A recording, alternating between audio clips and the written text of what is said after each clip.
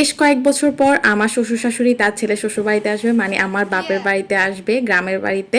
তো এই নিয়ে হচ্ছে তাদের দ্বিতীয়বার আসা। আর এত বছর কেন আসলো না সেটাও বলবো, আর তাদের জন্য কি কি বাজার করা হয়েছে সেটাও আপনার সাথে শেয়ার করব। আসসালামু আলাইকুম, সবাই কেমন আছেন? তারপর এই তো আমার শ্বশুর শাশুড়ি যেহেতু আসবে, তার জন্য আগের দিন রাতের বেলা বাজার করে আনতে আনতে অনেক বেশি রাত হয়ে গেছিল। তো আমি ছিলাম আমার শ্বশুর বাড়িতে, ওখানে ঈদ করা হয়েছিল। তো যেহেতু তারা আমার বাপের বাড়িতে আসবে, তো তার জন্য আমি আগের দিন চলে আসলাম। তো এরপর বাজার করা হয়েছে। আর যেহেতু ঈদের কয়েকদিন পরে, মানে বন্ধের মধ্যেই তাদের দাওয়াতটা হয়েছিল, তো ওইখানে জিনিসের এত বেশি দাম ছিল, বাজারে কোনো কিছুই পাওয়া যাচ্ছিল না, মানে এটা থাকলে ওইটা থাকে না। তারপরও বাজার করে আনছে যা লাগবে তা মোটামুটি। তো ওইখানে গরু মাংস, তো রোস্টের জন্য মুরগি, একটা হাঁস, তারপর চিংড়ি মাছ নিয়ে আসছিল। তো আমরা এগুলাকে সব কিছু গুছাই নিচ্ছিলাম। আর এরপর আমার বোন ও আর বাকিগুলাকে আস্তে আস্তে করে সবগুলোকে বাজার ব্যাগ থেকে, মানে পলিথিন থেকে খুলে খুলে রাখতেছিল।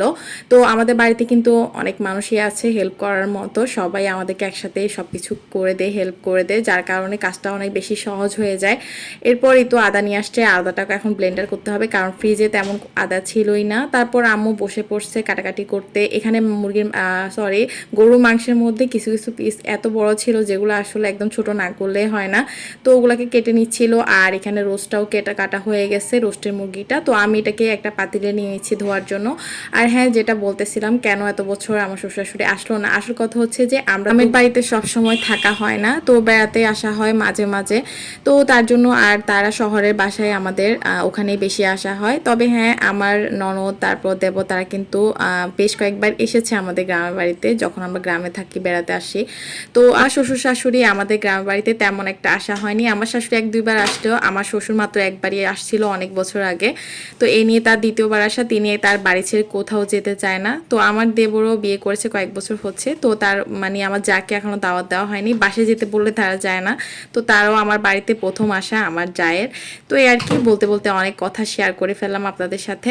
তারপর এই তো মাংসগুলোকে রোস্টগুলোকে এখন মেরিনেট করে ভেজে নিচ্ছিলাম। তো আম্মু বলছিল যে এগুলোকে সকালে ভাজার জন্য, তো আমার কাছে মনে হয়েছে সকালে উঠতে উঠতে অনেক বেশি লেট হয়ে যায়, তাই রোস্টটা এখন ভেজে রেখে দিলে সকালবেলায় আর কোনো প্যারাই থাকবে না। মানে রোস্ট, চিংড়ি মাছ, এগুলো সব কিছু এখন মোটামুটি ভেজে রেখে দিব। আর আমরা যখন এগুলো করতেছিলাম তখন প্রায় 11:30 12টা বেজে গেছে। তা আমি, আমার বোন, আম্মু, আমরা তিনজনে জেগেছিলাম, আর বাড়ির সবাই তো ঘুমাই গেছে, তাই আম্মুকে আমি হেল্প করে দিচ্ছিলাম, আমি আর আমার বোন মিলে। তো রোস্টটা ভাজা লাল লাল হয়ে ভাজা হয়ে আসলে তখন উঠাই নিচ্ছিলাম।